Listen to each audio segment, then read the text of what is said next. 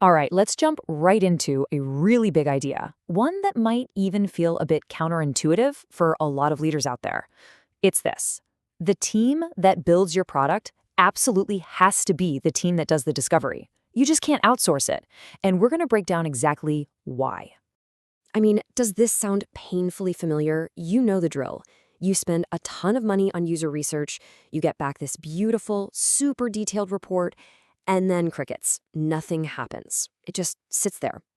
This is such a common story, and honestly, it points to a really deep structural problem in how a lot of us think about building products.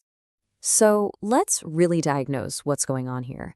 The first step is just admitting we have a problem, and the symptom is that unread report. Look, this isn't just about wasted time or money, it's much bigger than that. It represents a total failure to transfer the single most critical thing in product development, a genuine, gut-level empathy for the customer. And this slide just nails how this plays out in the real world. Let's imagine two teams. Team A, they get that glossy 50-page report. They'll nod along in the meeting, right? They say, "Thanks, this is great stuff," and then they go right back to what they were doing. The knowledge is totally secondhand. It's sterile. But now, look at Team B. This is different.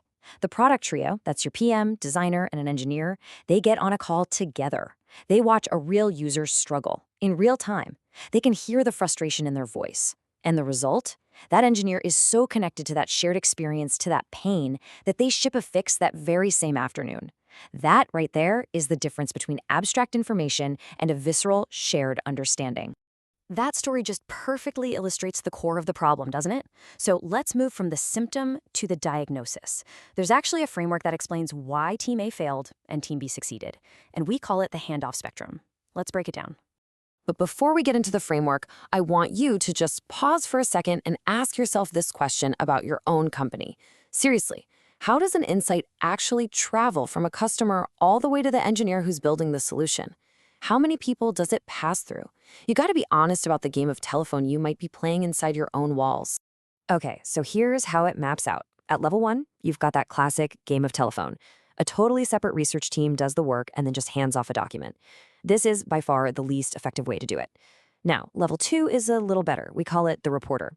This is where the product manager is the only one talking to customers, and then they report back. It's an improvement for sure, but it's still a huge bottleneck, and everything is colored by that one person's biases. The goal, the absolute gold standard, is level 3, the shared brain. This is where the entire product trio, PM, designer, engineer, is in it together. They hear it, they see it, they feel it directly all at the same time.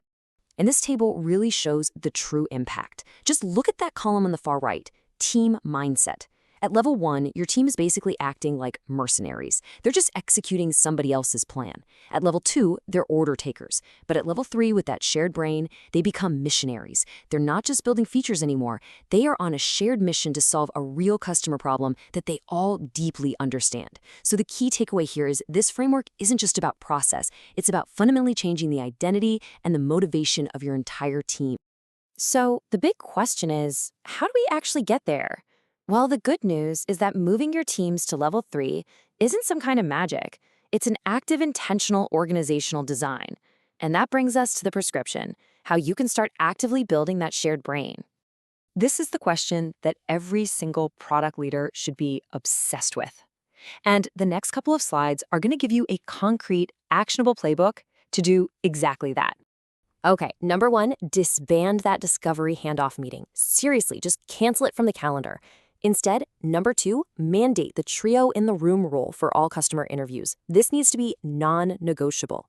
Third, you've got to redefine the role of your user researchers. They are not a delivery service for insights. They are discovery coaches who teach and empower your product teams. And finally, number 4, change how you hire. You have to start screening for curiosity and empathy, not just pure technical skill.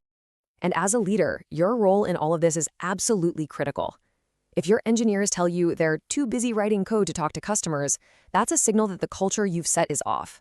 Your job is to make it crystal clear that talking to customers is the real job, and then you have to protect their time to do it by creating slack in the system. Now, you are going to get pushback on this. I guarantee it. The most common objection is the efficiency argument. Someone's going to say, isn't it a waste of time to have 3 people on one call? And the answer is a resounding no.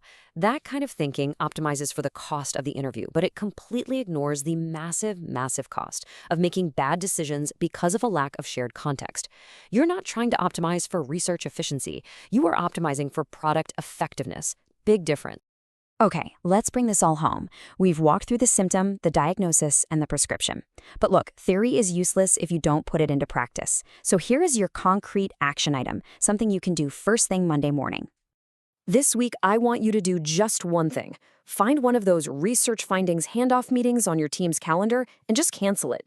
In its place, schedule time for your product trio to watch one raw, unedited customer interview together. That's it, just one. Start there. And as you do that, I'm going to leave you with this final question to really think about. Is your organization currently designed to maximize execution efficiency, or is it designed to maximize learning velocity?